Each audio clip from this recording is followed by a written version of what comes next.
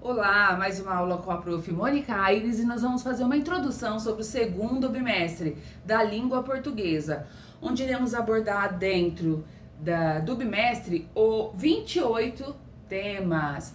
Entretanto, esses temas conversam entre si e nós podemos englobar em 4 aulas o mesmo assunto. Por exemplo, o conto, que vai trazer alguns autores e textos longos, né? Textos com mais de 5 parágrafos para serem analisados. E aí a dinâmica usada nesse bimestre, que será usada nesse bimestre, é a dinâmica do seminário. Eu vou pedir para os alunos formarem duplas ou trios e cada um irá pegar um escritor relacionado entre os nomes que nós temos: Lígia Fagundes Telles, Clarice Lispector, João Rosa Guimarães, Machado de Assis, Carlos Drummond de Andrade. Então nós iremos pegar uma biografia, microbiografia de cada escritor, pelo tempo que nós temos, e o texto abordado, apresentado aqui na proposta do segundo bimestre, dos temas. Porque esses textos são trechos que caem na avaliação bimestral. Essa é a dinâmica que funciona. Então vamos lá, o que é um conto? A estrutura de um conto. Nós vamos pensar, olhar pelo ângulo que o conto ele tem apresentação inicial, personagem, ambiente, espaço, tempo psicológico está acontecendo na cabeça do narrador, tempo cronológico, manhã, tarde, noite, infância, juventude, fase adulta, maturidade e assim consequente. Como que é esse tempo? O espaço. O espaço é domiciliar, o ambiente é a sala de estar, é a cozinha. Os tipos de narradores: narrador onisciente, onipresente, observador. Quem é esse narrador? Ele é um narrador personagem, ele sabe o que está acontecendo na cabeça de cada personagem, ele não sabe, ele dialoga com o leitor de forma onisciente ou não. É uma expectativa, ele sabe apenas, ele fala somente de um personagem, a trama vai se desenrolando. Agora é a moda, né? Post-twist, um post-twist, uma reviravolta, e a gente não estava sabendo o que foi isso, o que aconteceu aqui. Já assiste novamente a trama para poder entender. Então vamos lá. O que eu tenho que saber do conto? Personagens, apresentação inicial, clímax, qual é um conflito. Geralmente o conto ele é curto, geralmente tem 2 páginas, ele gira em torno de um conflito, um desfecho objetivo, claro, o resultado para a resolução desse problema. E aí nós iremos ver essa narrativa, né? Seguir com essa narrativa. Saber analisar esse tipo de conto. Aí nós traremos, como eu disse, né, alguns autores muito importantes da nossa literatura. Seguindo, universo de textos literários. Que vai abordar o universo de textos literários? Vou puxar aqui a minha fonte de pesquisa. Aqui o livro, né? O que eu quero, o que ele vai abordar? Porque cada tema tem uma palavrinha-chave. Ainda estamos no conto, Guimarães Rosa. E aí nós iremos trabalhar dessa forma. Machado de Assis. O aluno irá trabalhar cada dupla, cada trio. Esse ângulo irá trabalhar com a interpretação desse texto, com as características proposta por esse escritor, tá ok? Então, universo literário, nós iremos sair do conto e entrar na palavrinha-chave aqui, crônica. Tá aqui, mas eu não associei na hora de fazer a fala, né? Que é o Carlos Drummond de Andrade. Como eu identifico uma crônica? Crônica vem da palavra cronos, tempo, e significa uma selfie.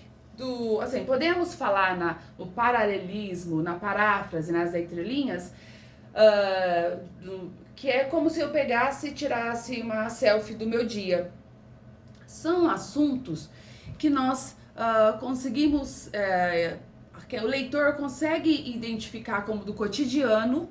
Ele é curto, objetivo direto, faz crítica, humor e reflexão, diferente do conto. Aí vai ter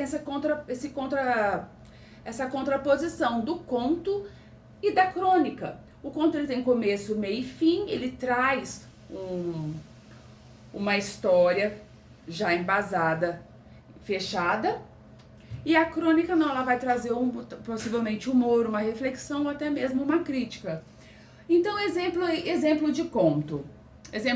Então, assim, nós podemos imaginar no conto uma história de 2 páginas aproximadamente sobre um menino que encontra um gato misterioso e precisa devolvê-lo ao seu dono. E aí nós nós teremos aí uma narrativa com personagem, tempo, espaço, ambiente, clímax, desfecho, uma problemática, uma resolução dessa problemática, um conflito, tudo gira em torno desse conflito, ok?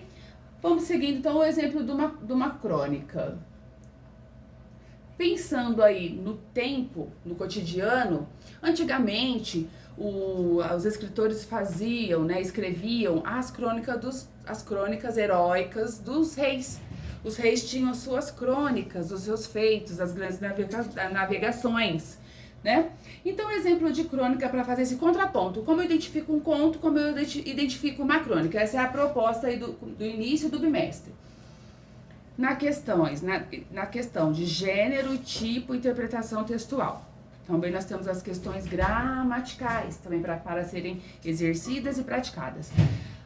Seguindo com a crônica, exemplo prático. Um texto divertido sobre um caótico dia para pegar um ônibus numa segunda-feira de manhã.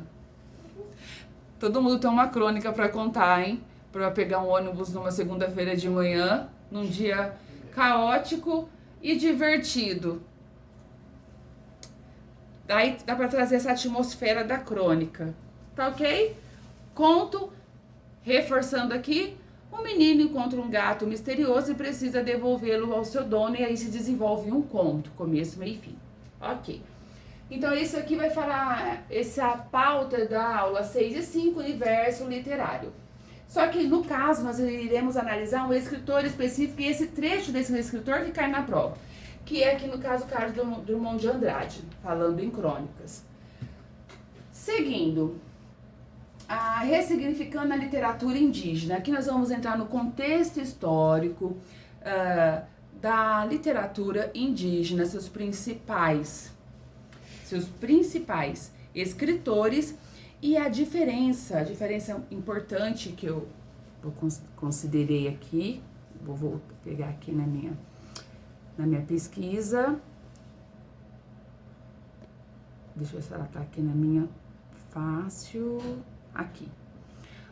Nessa questão dessas 4 aulas, que vai englobar a aula 7, 8, 9, 10, então por isso que a aula vai ter um ritmo, uma dinâmica, nós vamos avançar, iremos avançar, ok? Então vamos lá, na literatura indígena, literatura indigenista e na literatura indianista. Opa, então eu tenho que saber o que significa esses 3 tipos. Nós estamos falando de literatura indígena.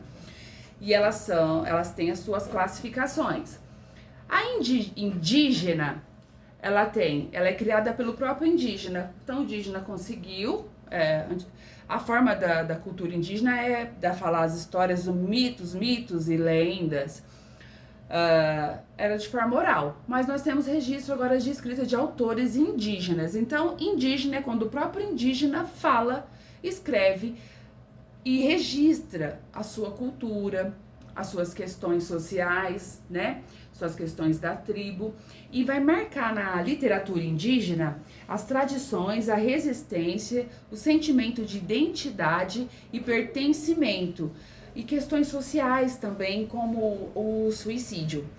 Para gravar aqui a cultura indígena. Nós temos aí o entendimento na cultura que o índio, pela sua cultura, quando ele tá passando por uma situação que ele não vê saída, né? Melancolia, uma situação de que os sentimentos deles sentimento deles ele não consegue compreender, né, desenvolver dentro da sua cultura, do seu ponto de vista, da sua sociedade.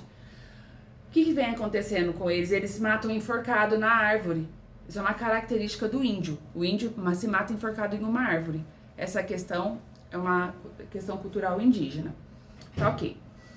Literatura indigenista. Essa já é relacionada para dialogar com os diferentes povos indígenas. Diferentes povos. E aí ele busca o protagonismo do índio. O índio vai ser protagonista. Vai reinar nessa história. E a literatura indianista.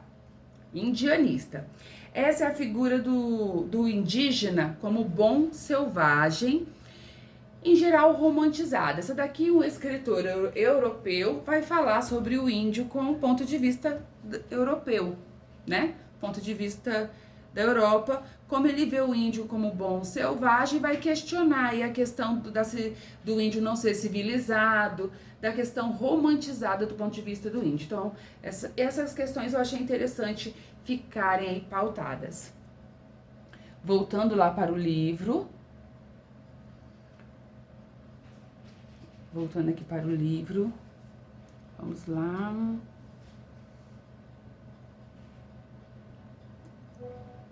Vamos ver aqui a praticidade, mas o bom disso é que o livro do aluno também acompanha, tá? Acompanha essas questões. Mas qual que é o roteirinho para o aluno falar dos autores? Respondendo as próprias questões do livro, ele vai trazendo o que importa ele saber daquele conto, daquela crônica, tá ok? Daquela literatura, de acordo com o que o escritor indígena, por exemplo, trouxe aqui para o ensino médio, a lenda do peixe-boi, o mito. E o que é lenda, o que é mito? A diferença. O mito, ele vai trazer questões sobre a criação do mundo, né? Explicar de forma fantástica sobre a criação do mundo, trazendo deuses, heróis com forças sobrenaturais. O mito explica o porquê da origem das questões do mundo. Mito, isso também tem um diferencial. Tô aqui, ó, puxando aqui o livro digital, né? E também trabalhando com essa tecnologia, desenvolvendo com esse novo jeito, né? Esse novo jeito de aplicar, dessa nova didática, de aplicar, mediar, né? Mediar, elementos da narrativa, isso que vai interessar para o aluno. Elementos da narrativa, no caso, isso que vai, a didática, esse novo jeito de lidar com o material virtual, e é isso.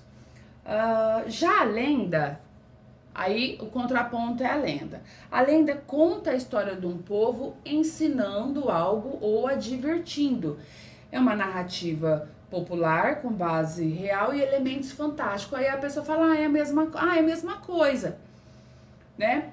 Mas no caso da lenda, ela é mais fantasiosa. Por exemplo, Saci e Pererê. Já no caso do mito, ele já traz uma explicação, alguma explicação de alguma questão da origem do mundo, ok? Da origem do mundo. Explicando aí o porquê de algum acontecimento na história que virou um mito, tá? Então a lenda parece que ela é mais lúdica. O mito tem algo mais concreto, tá ok? Seguindo, nós vamos contrapor também essa questão, o que é uma novela. Então, o que é um conto? Então isso eu vou esboçando na lousa. O que é um conto? O que é uma novela? O que é um romance? O que é uma crônica, tá ok? Então vamos lá para a novela. A novela em relação ao conto, ela já é um pouco maior, ela é média, tá? A novela tem já atores principais, protagonistas e antagonistas, ali personagem de peso, com personagens de peso na trama. Tem um conflito principal e tem alguns conflitos secundários, a novela acompanha, mas não com tanta profundidade. tá ok? Tem memórias e reflexões, o clímax, o momento é esperado, né? A novela ali, ela vai ter o contexto histórico da burguesia e do folhetim, na época que fez muito sucesso, para esperar, o mocinho salva a mocinha no final e eles viveram felizes para sempre, nessa origem do conto da novela. E tem um desfecho mais elaborado e um exemplinho aqui de novela, um exemplo prático, assim, para a gente conseguir contextualizar e visualizar. Uma aluna nova causa mudanças em uma turma que estava desunida. E aí nós vamos desenvolver essa novela com um tempo aí, em relação a um conto, mais longo, médio, menor que um romance, tá ok? A novela e o romance ele é longo, extenso, ele aprofunda psicologicamente cada personagem da trama, vai ter o seu histórico longo, aprofundado, quem é quem. Ele trabalha com tempos de memórias psicológico que eu lembro e também cronológico, de acordo com o relógio, acompanha, tá ok? Tem o clímax, um grande momento de tensão no romance. O desfecho, ele pode ser um desfecho elaborado, fechado, um desfecho aberto, deixa a reflexão aí pro leitor. E exemplo aqui de um romance. O romance, ele é... o romance vai contar historinha de amor? Uma historinha romântica? Não. Não significa isso. Significa que um romance, ele tem mais conflitos, personagens mais aprofundados e a história, ele é mais densa, tá ok? Um adolescente enfrenta problemas familiares na escola, com amizades, identidade pessoal durante os anos dessa período da adolescência. Então, é uma parte, adolescência, é uma parte complicada, né? Aborrecência, adolescência. Os complexos que o adolescente enfrenta com o seu corpo e com o seu desenvolvimento mental e psicológico. Então, aprofunda o romance, tá? Nem sempre é uma historinha de amor, não. É agora o termo, é uma problemática que profunda, que vai trazer reflexões, questões, questionar, né, o leitor. Muitas vezes um romance escrito há 100 anos atrás, 200 anos atrás, ele é muito atual com as questões sociais atuais do cotidiano que as pessoas estão enfrentando. Eu falo por experiência própria. Quem lê a literatura de 100, 200 anos atrás vai resolver boa parte das suas questões e conflitos pessoais dos adolescentes. Muita coisa já acontecia, estão explicadas no livro, nas histórias. Tá ok? As respostas estão lá na literatura. Porque a literatura é universal, ela conversa com a sociedade desse tempo, deste local, do sul, do norte, leste e oeste, em tempos medievais, em tempos pós-modernismo. A sociedade enfrenta essas questões complexas, né, do desenvolvimento social, tá ok? Seguindo aqui o meu roteirinho. Livro em crise. Aula 11. É um artigo de opinião. Aqui nós vamos reafirmar. Fato ou boato? Opinião embasada ou achismo? Tá ok? Aula 11. Livro em crise, vamos trazer um artigo de opinião. Deixa eu verificar aqui a aula 11. Porque nós temos... Ele vai trazer o livro agora, como eu estou aqui, né? Passando por essa transformação. Para mim é uma grande transformação. O livro virtual. Não tem mais aquele livro de papel. E para quem gosta, ama. Quem não gosta, não tem diferença. Mas eu amo o livro de papel, antigo, páginas cheiro de papel velho, de livro velho. Tá ok? Aula 11. livro virtual, tô me adaptando, né, porque são as novas tecnologias. Eu queria falar alguma coisa do escritor aqui, deixa eu colocar esse escritor em pauta. Guaruguá, o peixe-boi dos Maraguá. Deixa eu ressaltar aqui. Yamã, Minapoti, Guaruguá. E aqui nessa questão dessa aula vai entrar aqui a acentuação, oxítona, paroxítona, proparoxítona. Dentro desses textos nós iremos analisar também advérbios e locuções adverbiais. Advérbios nós temos algumas classificações, tempo, lugar, modo, afirmação, negação, intensidade. Essas são as classes do advérbio. Então, nós temos as locuções adjetivas, que são nada mais do que duas palavrinhas que estão informando um advérbio. De manhã, em cima, às pressas, diretamente, de forma direta, embaixo, né? Embaixo é uma palavra só, e em cima são duas palavrinhas. Mas nós iremos colocar na lousa para poder especificar essa locução. De manhã, à tarde, tá ok? Locuções adverbiais. Aqui eu quero pegar o nome do escritor. Ah, tá. Nome do escritor indígena, ok. E também questão do território, né? Do território. Seguindo aqui, território hispânico. Literatura hispânica. São os países que falam espanhol. É isso. Tá ok? Literatura hispânica vai trazer alguns artistas e literatura de países que falam espanhol. Brasil não. Aí, Brasil fala português. E nós vamos fazer essa comparação. Outra informação importante aqui nessa aula. Dentro da aula 11, que vai trabalhar o artigo de opinião. A opinião é fato ou boato? É o que, onde nós, tem dentro desse texto, né, que será trabalhado, o que interessa na prova, o que é fato, o que realmente é um fato, recorte o que realmente é um fato da fala do narrador, tá ok? Dentro do artigo de opinião. E aqui ele trouxe o escritor Karnal, Crise de Livros e de Ideias, Jornal Estadão.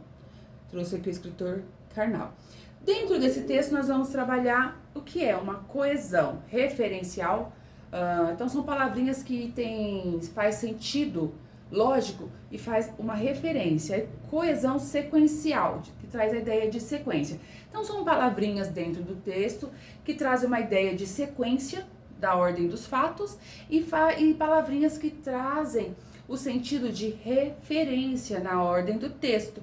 E o aluno saber identificar e circular se está fazendo uma referência ou está fazendo uma sequência. Exemplos aqui. Aí temos os pronomes demonstrativos, esse, aquele, tá? Pronome, eles. Aí dentro do texto, né? Dentro desse texto, que, uma conjunção que liga, que faz uma referência. Então, conjunção coordenativa, conjunção coordenativa, subordinada, e conjunção subordinada e conjunção coordenada. E aí, mas que termo, que conjunção que liga, que faz uma referência, que pronome, que tem algum substantivo que vai fazer trazer essa referência dentro do texto. Coesão de sequência, que dá a ideia que o tempo está passando, havendo a passagem do tempo. Ainda que, diante disso, pois, aqui é uma conjunção, por outro lado, porque, conjunção explicativa, aí, tá ok? Mas aqui esses termos são de dentro do texto do Karnal, trazendo aqui a crise do livro, artigo de opinião. Isso aí. Seguindo com a próxima aula. Aí já vai mudar a análise. Não é crise literária, mito ou realidade? Aula 12. Aula 12 ainda. Aqui ele já vai trazer um texto de análise de gráficos, infográficos, e saber, né, trabalhar a leitura do aluno se ele sabe analisar um gráfico, um infográfico, trazer informações que estão relatadas nesse gráfico. A pesquisa é referente à qualidade, qualitativa, é referência à quantidade, quantitativa, ou dentro dessa pesquisa de tabelas, de gráficos, infográficos, está trazendo informações mistas. Tenho tanto informações de qualidade quanto de quantidade. Essa é a análise da aula 12. Aula 13 e 14. Pesquisa em tempos digitais. Vamos lá. Vamos lá, que essa introdução ela é importante para que, dentro do período da aula, o professor consiga dividir, né? Dentro do período das aulas, o que será trabalhado com força nessas aulas aí sendo desenvolvido. O professor, o aluno, nossa, professora, é muita informação. No primeiro momento, nós entregamos, mediamos o conhecimento. No segundo momento, tem a prática dos exercícios. E no terceiro momento, a busca, né? A busca do aluno pelas dúvidas, né? Para sanar as dúvidas. Então, ele vai trazer aqui, nessa aula 13 e 14, curadoria de uma pesquisa. Como eu faço uma curadoria de artigo científico e a questão do plágio, como eu coloco a bibliografia, faço o discurso direto, indireto, uma paráfrase, eu retrato exatamente o que o escritor disse, coloco entre parênteses, uso as aspas, e faço um recorte da fala do escritor, ou eu vou parafrasear, vou falar com as minhas palavras, tá ok? Colocar a bibliografia. Qual foi sua fonte de pesquisa, né? De onde você tirou essa informação? Você fez a sua pesquisa? É sua? É original? Ou você fez um trabalho, uma releitura de algum trabalho que existe e aqui um ressalto contra o plágio, ok? Referências vamos abordar aqui aqui nessa aula 14, as referências da ABNT, tá ok? Como que coloca certinho, o título da revista abreviado e destacado, artigo convencional, o autor, o título do artigo, o local, o número do volume que foi pesquisado, o fascículo, intervalo de páginas, o mês da publicação e o ano da publicação. Tudo certinho aqui. Trazer aqui, ó, sobre a referência bibliográfica de qualquer trabalho, né, acadêmico, que o pessoal que está na área acadêmica faz pesquisas, estudos, faz links, compartilha da mesma teoria, ou refuta aquela teoria, argumenta contra, e aí ele escreve sua teoria, refutando os argumentos, mas embasado de fatos, tá? De experiências empíricas, sentida do dia a dia, testadas, tá ok? Vamos falar sobre o texto que é uma pesquisa acadêmica, direcionando.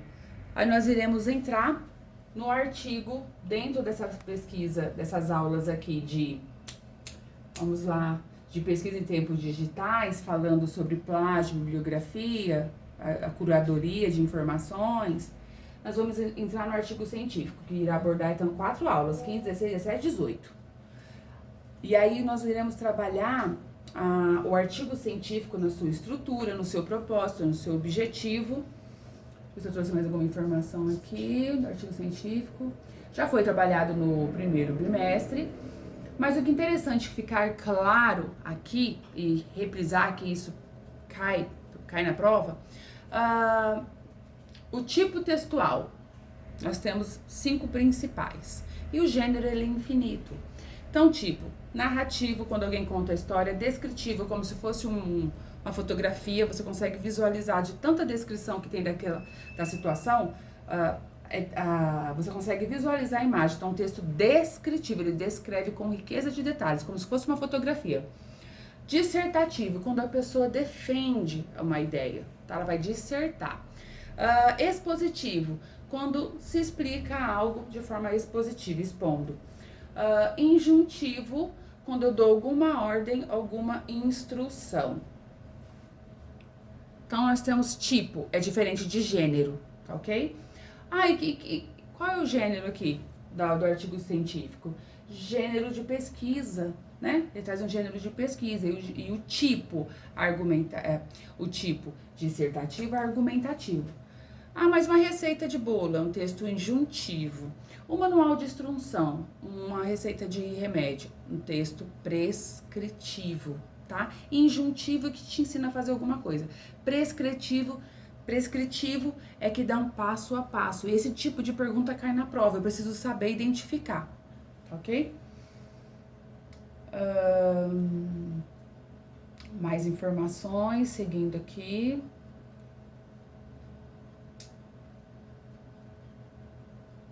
Ok, vamos lá então. Seguido, artigo científico, o que acontece? O aluno vai trazer o texto, vai apresentar esse texto, essa pesquisa, artigo científico. Então, cada trio vai trazer aqui um autor e uma produção literária. Um texto vai explicar começo, meio e fim, introdução. Mas na questão de gênero e tipo textual, essa abordagem. E aí nós vamos para efeito de sentido. Aula 19 e 20. Vamos lá, aula 19 e 20. O que traz aí esse tema, efeito de sentido? Artigo de opinião, mas conferindo aqui no livro digital.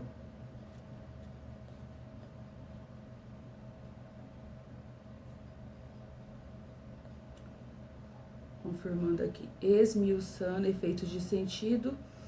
Ele vai trazer no efeitos de sentido, em dois temas de aula 19 e 20.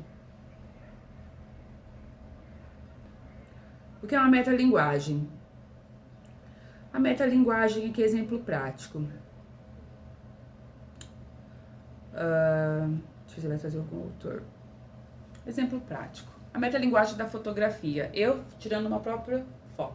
Eu uso a foto para tirar minha foto. Então, a metafotografia. Eu uso um poema para ensinar a fazer um poema. Metapoesia.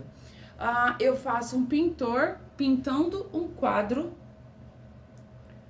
Então, eu mostro aqui um pintor pintando um quadro. Aí você olha um quadro. Então, a metapintura, aí nós temos um quadro aqui. A perspicácia de René Magritte, de 1936. É um pintor pintando um pássaro. Então, tem uma metalinguagem aí, né? Nós temos a própria língua para falar da língua. Outro exemplo que eu gosto de falar é quando você está assistindo aquele filme e o filme mostra, a história do filme é gravando um filme. Então, o filme mostra como é feito um filme, gravando o filme. Eu já vi filmes assim. Você está assistindo o filme e tal, de repente tem uma gravação. Tem um filme, mostra todos os bastidores do filme gravando o filme. Tem aí recentemente a história da Marilyn Monroe, né? E mostrava os bastidores, né? Como ela gravava o filme. Então tem uma metalinguagem aí. A gravação, né? Metafilme. Um filme sendo gravado mostrando um filme. Isso é metalinguagem. Tem que saber o que significa metalinguagem. Ok? Deixa eu ver se ele está especificando aqui com outras palavras.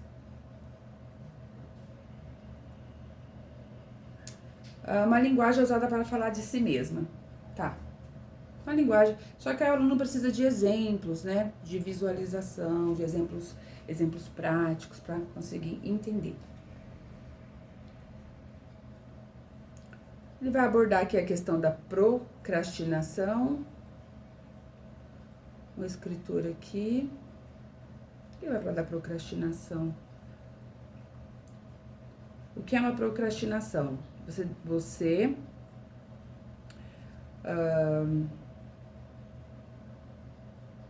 cada uma delas, apesar da travessão. O título procrastinação, tá? De um texto do escritor Duvivier, Folha de São Paulo, de 2014.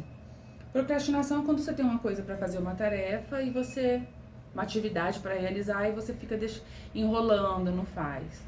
Fica, tipo, fazendo qualquer coisa, menos aquilo que você precisa realizar. E tem gente que funciona na base da pressão.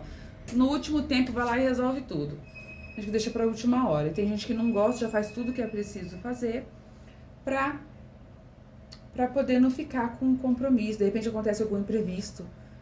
Tem um trabalho pra fazer com a internet. Do nada acaba a força do seu bairro. Você vai ficar sem internet, sem conseguir fazer o trabalho, você deixou por última hora. Já acontece, né? Acontece bastante.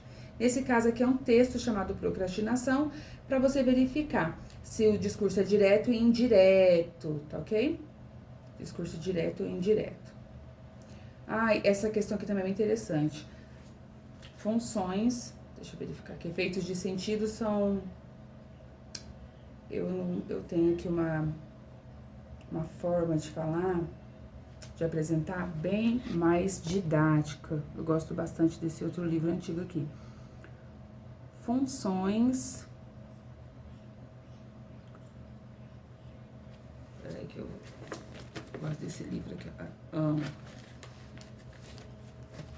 Vamos lá.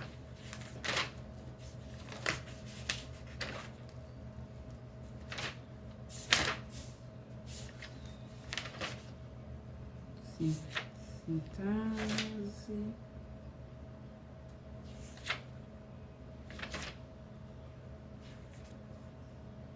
Funções da linguagem. Funções da linguagem. Esse conteúdo aqui é interessante, precisa saber certinho as funções da linguagem.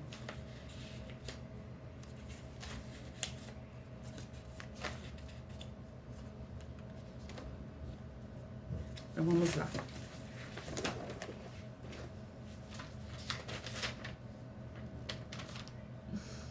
Carta de aluna. Carta de aluno, Ai, quem motiva os professores. Carta de alunos. Ó. Seguindo, foco. Então, vamos lá. Emissor, receptor. Tá ok?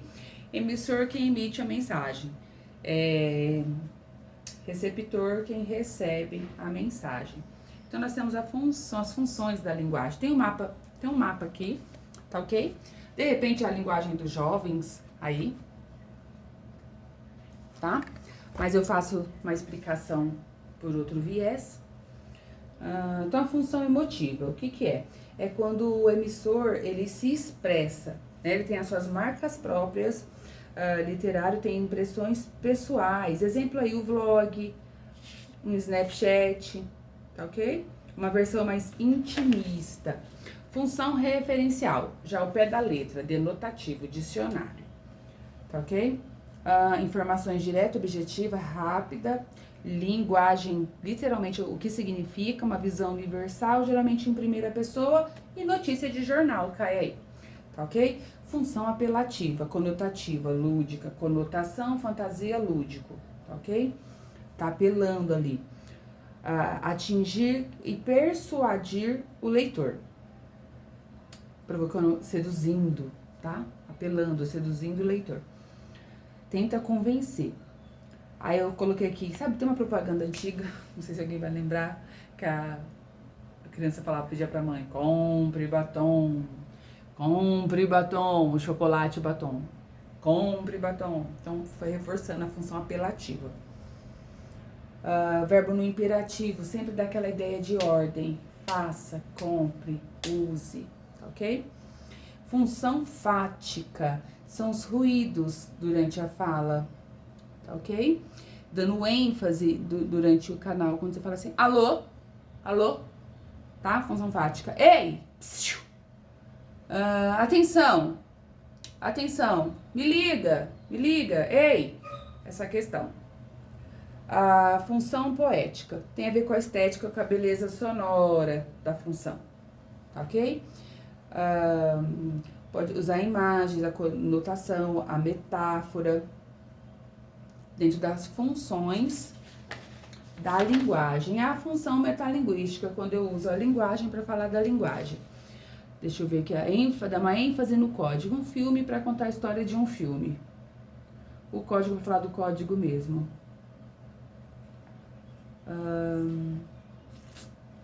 É isso, funções da linguagem. Aqui eu achei que ficou bem mais claro, isso aqui é interessante, esse ponto dessa aula. Efeito de sentido aqui, funções da linguagem, 19 e 20. 21 e 22, artigo de opinião. Vai voltar novamente o artigo de opinião para analisar o que é fato, o que é opinião. Fato ou boato? O que a pessoa acha, o que realmente são os fatos. Só que o aluno tem que ter a capacidade de discernimento, de identificar um fato dentro do texto. Então, ele trará textos longos, que exige leitura, concentração, tempo de interpretação, tá? Precisa ter tempo, não dá para fazer. Então, esses textos longos serão trabalhados em forma de seminário, tá ok? Para trabalhar, seguindo aí o roteirinho das próprias questões do próprio livro do aluno. Literatura latino-americana, que nós iremos falar. A 23, 24, 25 e 26 vai permear sobre a literatura hispânica, da fala dos espanhóis, arte, pintura, poesia muito famosa, tá ok? Vamos lá. Vai abordar questões, vamos lá. Traz uma dinâmica aqui para verificar se os versos são brancos, livres, tem liberdade poética, qual perspectiva, né? Deixa eu ver os escritores.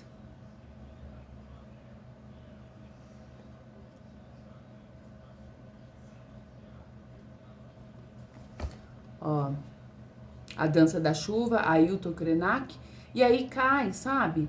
Cai esse trecho do texto na prova. Foi isso que eu observei durante as análises, né? A curadoria.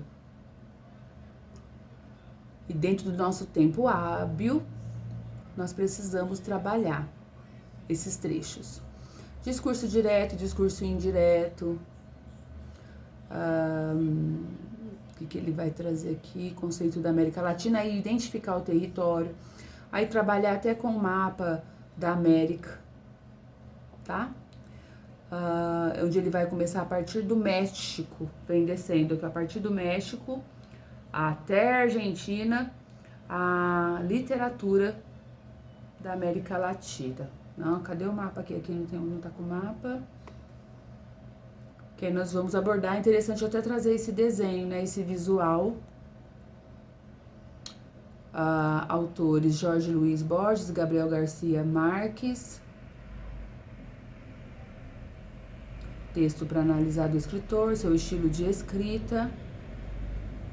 Garcia Marques, 100 anos de solidão. Em que interessa?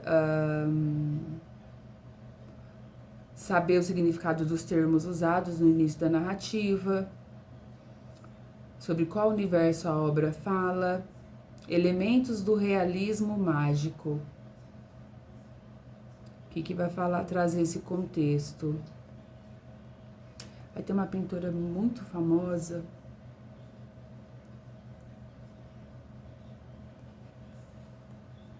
daquelas pinturas.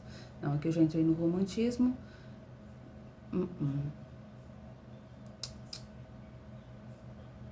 Agora vai me fugir o nome. Júlio Cortázar, realismo mágico.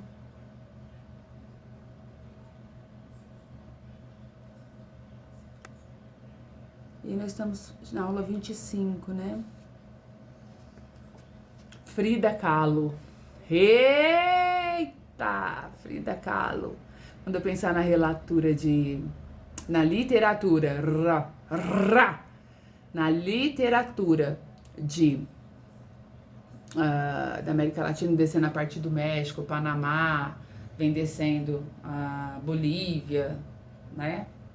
Cultura hispânica, países que falam espanhol.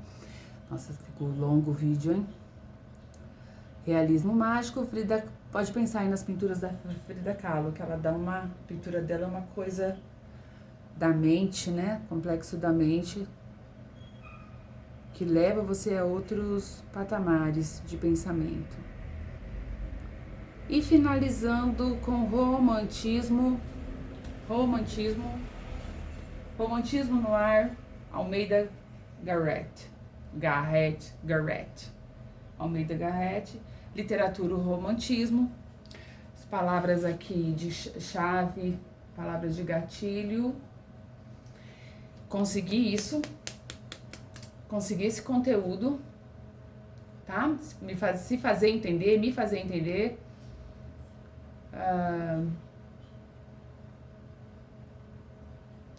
Dentro do romance que eu quero aqui, o romantismo.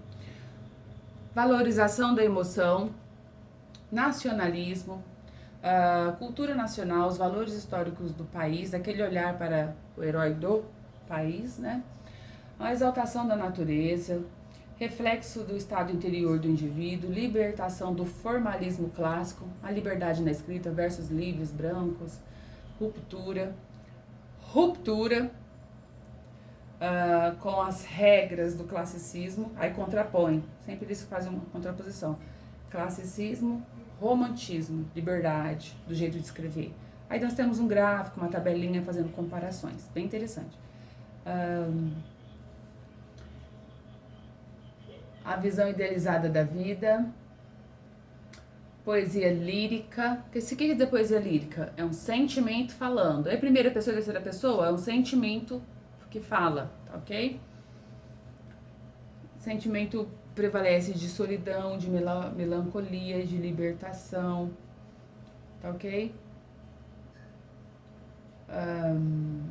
Lutas políticas, o amor romântico, liberdade individual.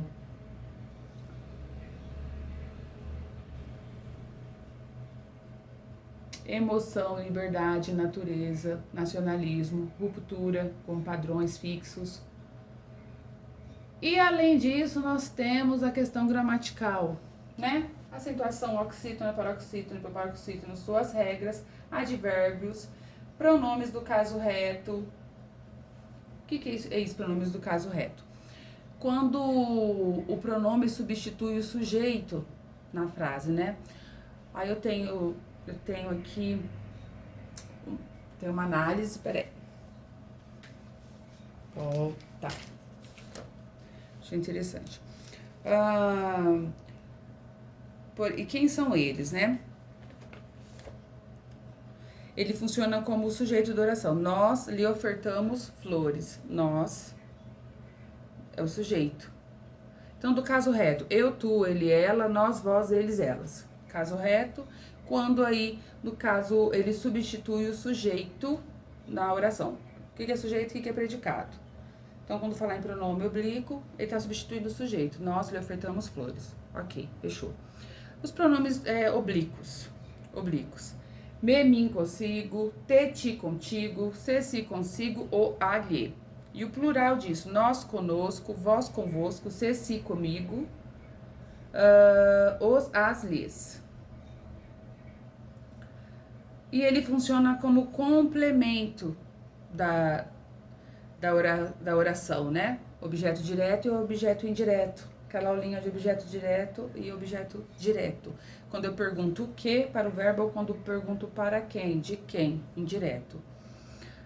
Ofertaram-nos flores. Ofertaram-nos o quê? Objeto direto. O que foi ofertado? Flores, né? Ofertaram-nos.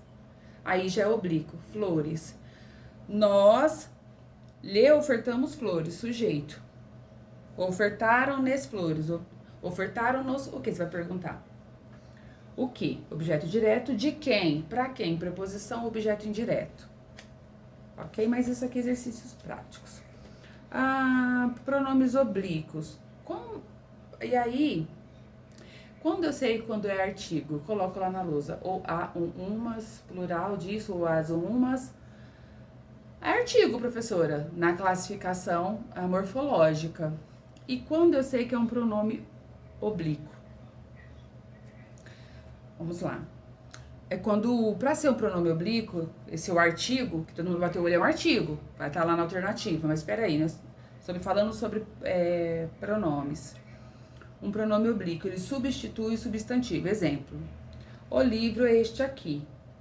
Eu o trouxe. Esse o trouxe, esse o não é um artigo, eu estou retomando ao nome substantivo livro. Quando é artigo, é quando ele define mesmo o substantivo. O livro é este aqui. O livro é este aqui. Ok? Aqui, ó. O livro é este aqui. Esse o é artigo. O livro é este aqui. Eu o trouxe. Esse o não é artigo. Eu preciso saber disso, que ele é um pronome oblíquo. Estudos, rabiscos, mapas mentais. Ok? Para trabalhar a melhor forma. Bom, isso aqui é uma visão bem resumidona. A introdução. E isso é a introdução do que vem por aí. Dominando os temas, dividindo os trabalhos, selecionando as apresentações dos seminários e trabalhando as questões da gramática, né? Vista, lembrando que é um ditongo, né? Quando tem semivogal e vogal, não fica na mesma sílaba. Hiato, quando as vogais se separam, sílabas diferentes. Entrando nos pronomes demonstrativos, esse, aquele, essa, dela, possessivo, meu, ele é meu. É isso por enquanto. Até a próxima!